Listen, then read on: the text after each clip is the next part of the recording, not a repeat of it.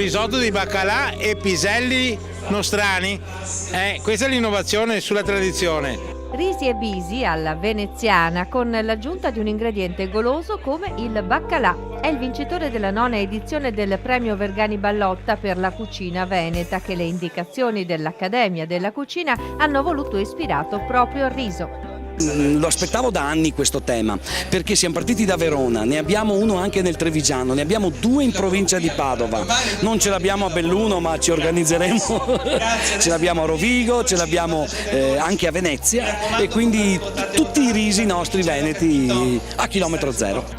7 squadre in gara, capitanate da grandi chef delle 7 province venete, piatti che rappresentano il meglio dei prodotti del territorio, interpretati con passione e stile. Sono gli ingredienti che ogni anno decretano il successo di questa manifestazione, intitolata al fondatore dell'Accademia della Cucina, Orio Vergani, e a Antonio Carta, detto appunto Ballotta, il ristoratore pioniere che per primo seppe fondere tradizione e innovazione nella cucina di questa elegante trattoria, che è la più antica dei Colli Euganei e vanta tra i suoi ospiti più illustri del passato personaggi come Galileo, Goethe, Casanova e D'Annunzio. Ogni edizione mette in luce anche novità che vengono dal mondo dell'agricoltura e dell'impresa. Quest'anno i riflettori sono puntati sulla birra veneta, rigorosamente a chilometro zero.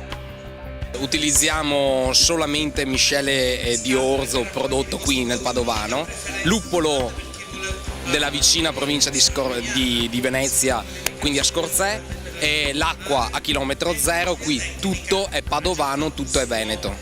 E voi siete noti per essere un birrificio di alta qualità. Questa birra segue, diciamo, questo stesso principio?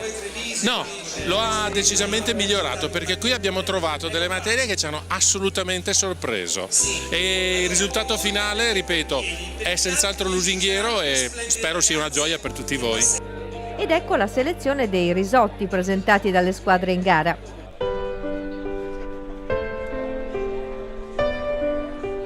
Al branzino con perle di caviale, naturalmente, sempre del nostro territorio. Abbiamo pensato al branzino del nostro territorio e abbinato con perle di caviale, perle di sturione, diciamo che sempre del nostro territorio. Questo è il risotto delle Dolomiti con finferli, mirtilli, una vela di polenta di mais poncio. Il risotto delle Dolomiti, patrimonio dell'umanità. Da queste parti si mangia il riso all'isolana. Risotto all'isolana, sì, certamente riso vialonenano, IGP, perché siamo stati i primi ad ottenere dalla comunità europea l'IGP, indicazione geografica protetta, ed è un risotto che risale addirittura al 1700. Stiamo cucinando un risotto alla nepetella, o meglio il risotto di Asolo, un risotto dimenticato.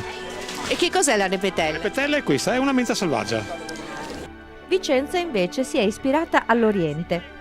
Sì, perché abbiamo ormai il mondo è paese, allora prendiamo quello che c'è di buono come rappresentazione, però non perdiamo la nostra entità usando prodotti di vicentini d'eco come la trota dell'Astico, le riserie delle Abbadesse, il superfino Carnaroli e la Maresina, che è tipica del nostro territorio.